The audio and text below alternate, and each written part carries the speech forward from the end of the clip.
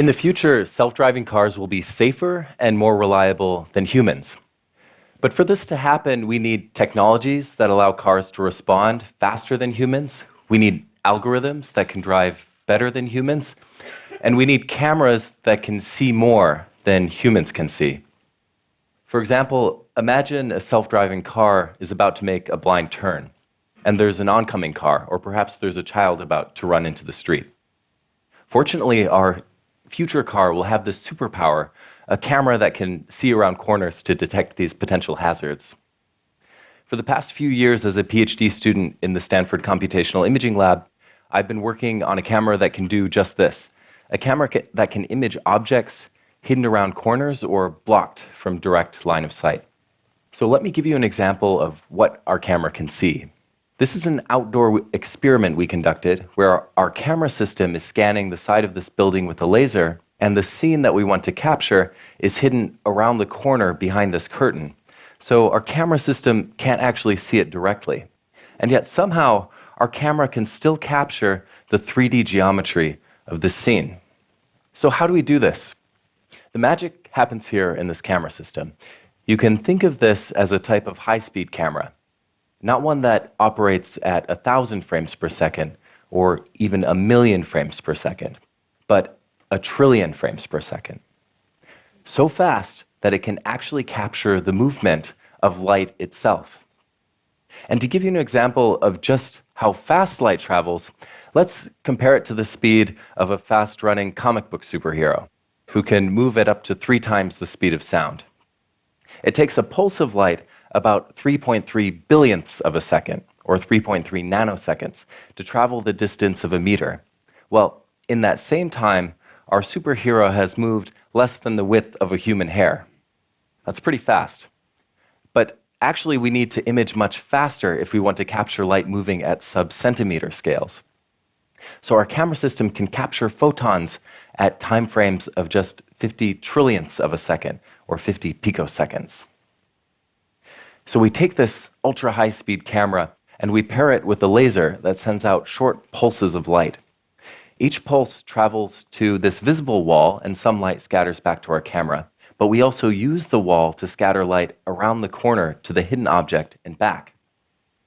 We repeat this measurement many times to capture the arrival times of many photons from different locations on the wall.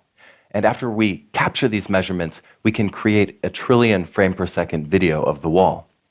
While this wall may look ordinary to our own eyes, at 1,000,000,000,000 frames per second, we can see something truly incredible. We can actually see waves of light scattered back from the hidden scene and splashing against the wall.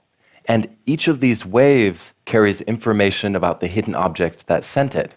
So we can take these measurements and pass them into a reconstruction algorithm to then recover the 3D geometry of this hidden scene.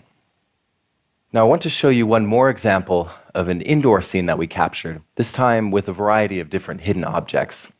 Now these objects have different appearances, so they reflect light differently. For example, this glossy dragon statue reflects light differently than the mirrored disco ball or the white discus thrower statue.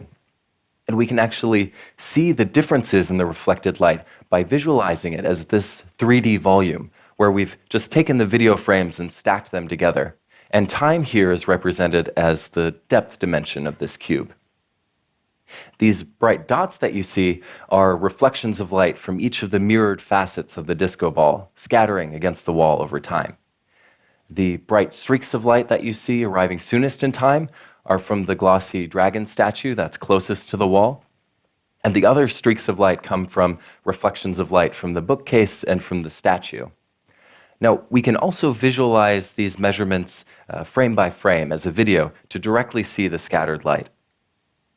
And again, here we see first reflections of light from the dragon closest to the wall, followed by bright dots from the disco ball and other reflections from the bookcase.